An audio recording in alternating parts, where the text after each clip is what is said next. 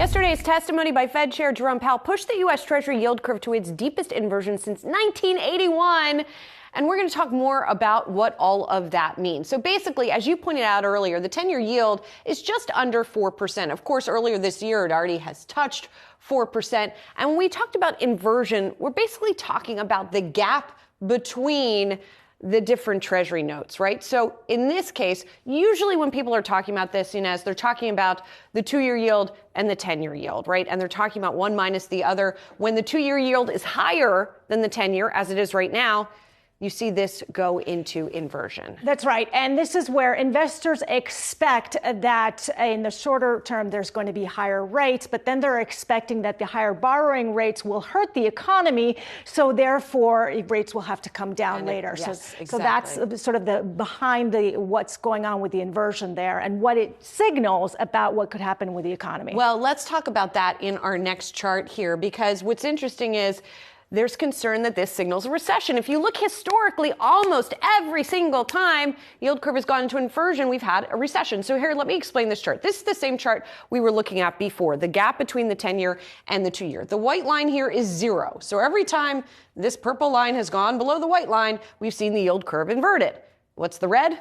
The red are recessions. So we have inversion, recession, inversion, recession, inversion, recession. You get the idea. That is why we are seeing so many economists and investors concerned about this right now. And Deutsche Bank's Jim Reed actually put out a note talking about the 2 and the 10-year inversion and that 100 basis points spread there. That would mean that he's saying that inverted data, since the data is available since the 1940s, that a recession has either been underway or has occurred within a maximum of 8 months when the 2 and the 10-year is inverted by at least 100 basis points. Yeah, this one goes back to the 70s, so it gives you an idea of what we have seen. Why don't I go back for a second and we'll take a heat map of the banks, because we have a lot of different groups here that are affected particularly acutely when we are taking a look at the action here in the inverted yield curve. And the banks really fell yesterday. Here's a 2-day look at the banks, just to give you an idea of what we have seen.